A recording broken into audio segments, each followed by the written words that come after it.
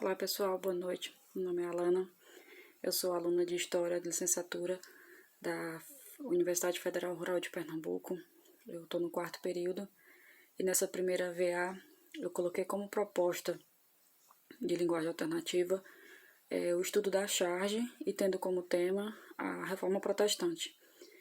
Bem, eu escolhi a charge por considerar que é uma atividade muito fácil de se trabalhar em sala de aula, de fácil acesso, não precisa de utilizar a internet ou qualquer outro recurso mais tecnológico, mais complicado ou difícil de se ter na sala de aula. É algo tranquilo para se trabalhar.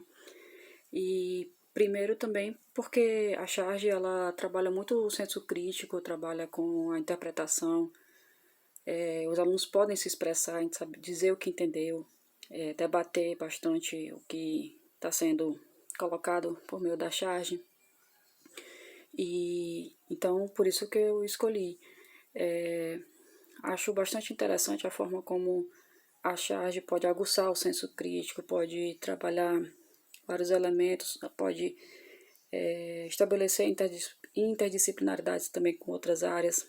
E a charge ela tem um aspecto muito importante, que ela trabalha muito conteúdos do presente. Mas a gente pensa, mas como é que trabalhar com charge se ela trabalha com uma realidade muito próxima, muito presente? Mas ela também pode ter charge sobre elementos da história e também pode ser utilizado, né? E um aspecto importante que eu considerei ao considerar e estudar algumas coisas sobre a charge no ensino de história, foi que, assim, antes de trabalhar com a charge, é importante que os alunos tenham um conhecimento prévio sobre aquilo que está sendo posto para que o aluno analise.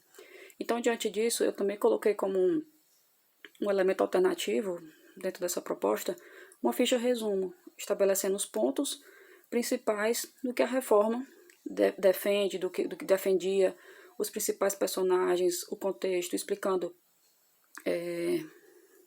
o que era a reforma, as práticas que já se vinham tendo. A reforma não aconteceu do nada, ela não foi exatamente apenas com Lutero, ela já vinha acontecendo, as insatisfações com as práticas abusivas da igreja.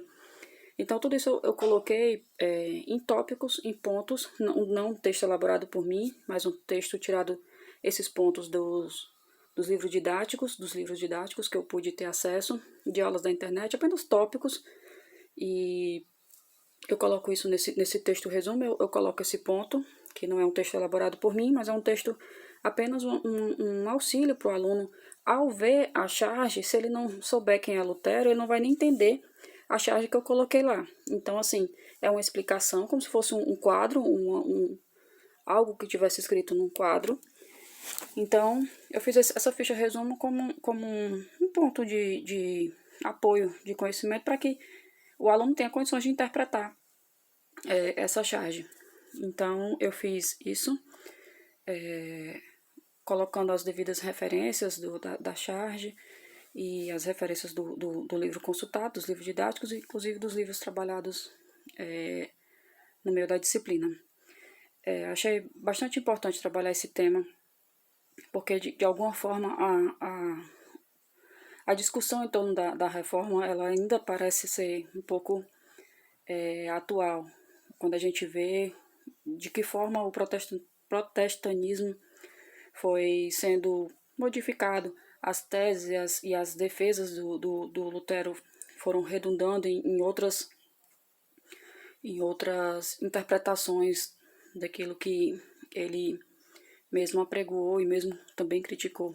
Então, por isso que eu escolhi esse tema e escolhi a charge, e essa é a minha linguagem alternativa. Eu espero que em uma aula trabalhada sobre esse tema, utilizando a charge, os alunos possam conseguir bastante aprendizado. É isso, muito obrigada.